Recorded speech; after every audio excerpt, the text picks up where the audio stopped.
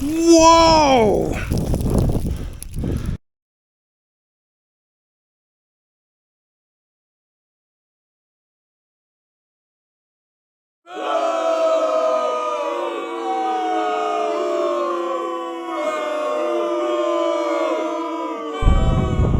G'day folks, today I'm going yabbying in this seasonal little creek that appears to have stopped flowing. Hey you! You're watching Robbie Fishing. Now last spring was really wet and everything flooded, all this area flooded. This is the little creek that usually flows through only when it rains, but last year it hammered through in a big flood. Sometimes it's dry for years on end and sometimes it's got water in it. Now it's got water in it now and it's stopped flowing and the water's gotten really dirty. I'm just hoping it's good for yabbying. I've got two open top lift nets, one of my new ones and one of my old ones that I got from the Victorian Fisheries Exchange program when they swapped them out for the Opera House nets. And I'm on a bridge or a culvert just out here in the back sticks in northeast Victoria.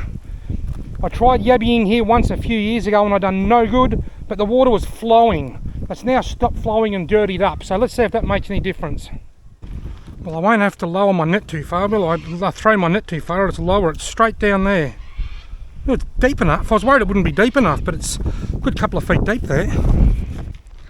Net number 2 can go on the upstream side. I don't think it's actually flowing now, but there's a dam there that's always full. It's always got water in it, even when this dries up, so maybe the yabbies can move to and from. I don't know. That's private property over there and I haven't got permission to be in there, so I can't go in there, but I can see stuff moving around, so I suspect there's carp in here.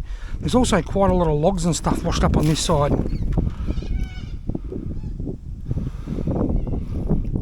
There's a little carp on that just then when I brought it up and it snagged straight away. Off to a bad start. Oh, there's a yabby or something on there then. Oh, it's carp galore. Look at the carp. There was little carp everywhere then. I've got to try and throw this where it's not going to get snagged. What if I put it out a bit further from the bridge? Maybe the upstream side of the bridge here just gets lots of debris washed up on it. I saw 3 carp just then, just flipping. As I was trying to pull my net off the snag, I was flipping carp around everywhere. That's not a good sign. I'll put my float down here. Now, look at this fresh mud that's washed up here and there. That is a good sign. That's a very good sign.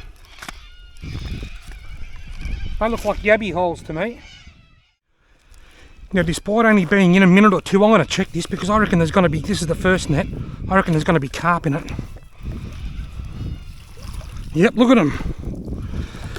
1, 2, 3, 4 carp. They can go up here on the road and not go back in the water. This year is shaping up to 2023 is shaping up to be the year of the carp. I'll put them out of their misery though. I won't just leave them there to die slowly. There goes a black duck. Anyway, a bit of an impatient check. They've been in about 15 minutes.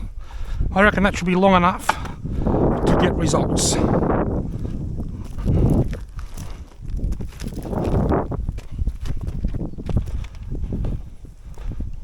Do we have results? I reckon there'll be carp in here. Oh, carp and yabbies. Look at all the carp. Well, there's 3 yabbies, but there's 3 yabbies and about 7 or 8 carp.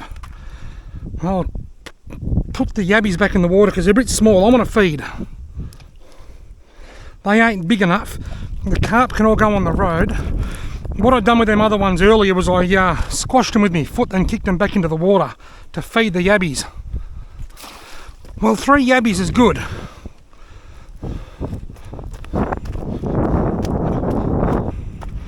Eight. I done a head count as I euthanized those yabbies and there was 3 yabbies and 8 carp. So the carp to yabby ratio is running at about 40% in the carp's favour. Whoa! The carp to yabby ratio here, there's yabbies in there. There's 3 or 4 yabbies in there. There must be 30 carp in there.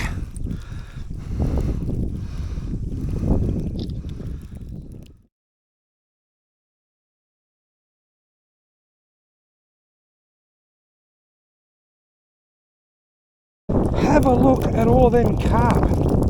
I can see a yabby under there. I'm just going to tip them all on the road. I'll euthanize them with my foot and I'll put the yabbies back because they look too small. Have a look at that. There's 2 yabbies. 1, 2.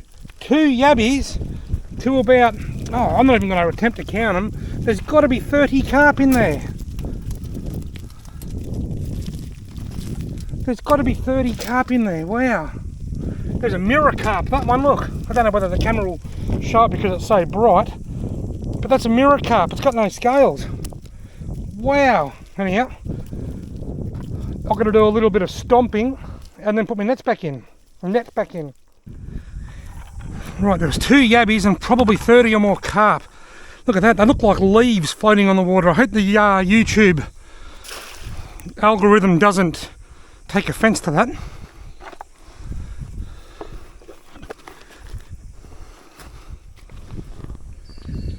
Right, so 5 yabbies and probably 40 to 50 carp.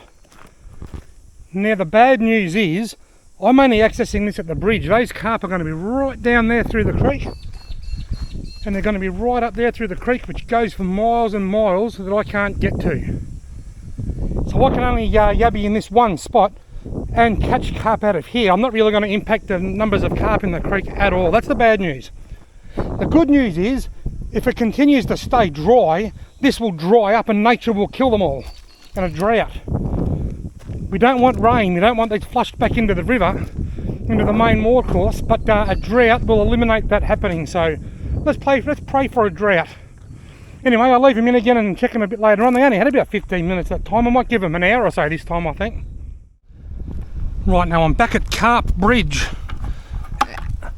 Would you believe I've been sitting in my car for the last 45 minutes in the shade and there hasn't been a breath of wind. The wind died down. As soon as I come out to check my nets, the wind springs back up.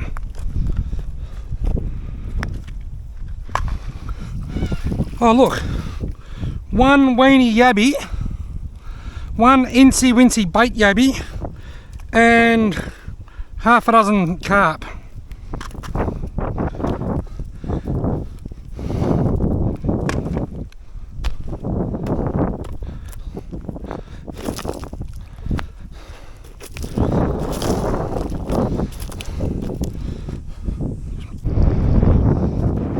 Righto, this is the one that had about 30 carp in it just before.